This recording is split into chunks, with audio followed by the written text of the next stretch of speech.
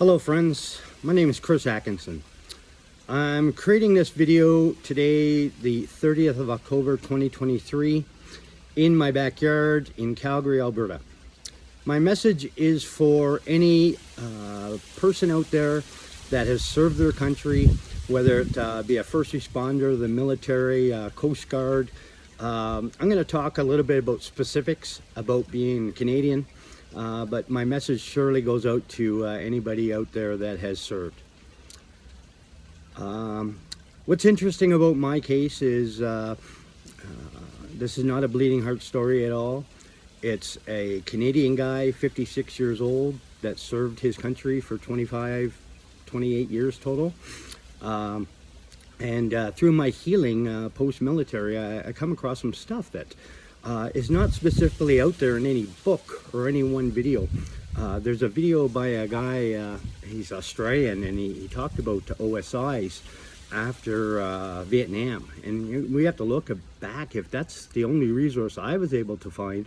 I wanted to share this with you. So it's Chris Atkinson, Canadian, born and raised in Nova Scotia public education, joined the Army. Loved my time in the Army. I was in the engineers, but I got out, no problems, and after a number of years, that grumpy old guy started kicking in. So my message is to talk about OSIs, operational stress injuries. If we want to go back to Napoleon times, to create an army and to create a good soldier or a good sailor, they have some pretty good techniques for taking away the flee and the freeze instincts, and everything's fight and aggression, which is fine. Canada made great soldiers. My class of 1986 recruits produced 89 field engineers, and pretty much all of them served over 25 years in our army, or 20 years plus, all over the world. Awesome men and women. So my message is to you guys, because they have programmed you and made you a good soldier or sailor or airman, but they haven't deprogrammed you. So going back to Napoleon times, like I was trying to say, is they've taken away the flee and the freeze, and everything is fight and aggression. And everything is, with us, is taught to go back and dissect and never move forward positively. And that's not good for mental health.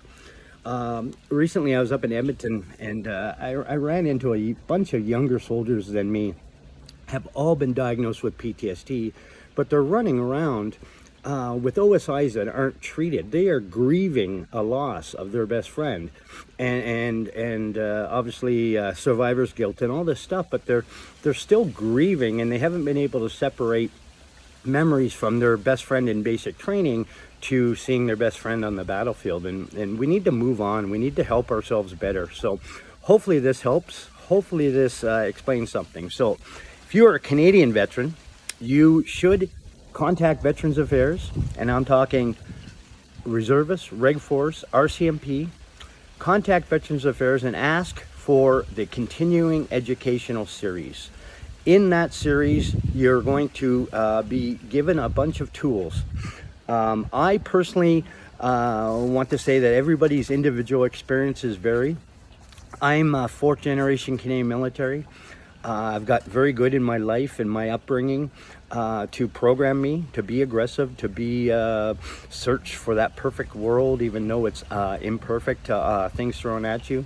And we need to deprogram after we're out of the Army and get back to a better way of thinking instead of aggression and neural pathways. Because when you're constantly sending those fight signals from your brain to your heart, it's not good for your heart.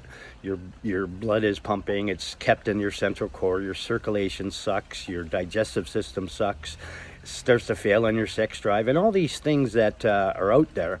And like I said, everybody's condition is different. I'm a soldier.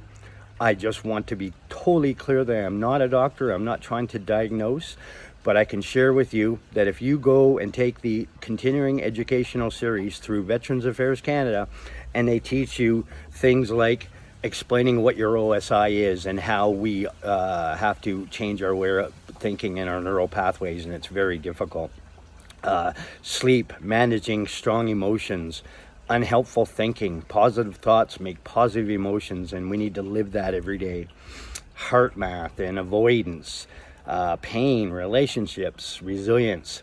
These are what I got in a VAC-funded thing in Calgary. I know there's hundreds of people in Edmonton alone that are soldiers that have not got that training, and it's out there. And I encourage you to look into it. It's been invaluable to me, and I would say that's 90% of my my better healing and better being Chris moving forward. I'm just a normal 56-year-old Canadian retired guy here, but I think that it doesn't matter if you call it PTSD or anxiety or anger, anger management. It's all grouped in. It's how we were programmed to think. And hopefully this message helps you learn a little bit more about how you think, how you operate. And if you keep it positive, it'd be better days ahead. Big love to everybody. Timo.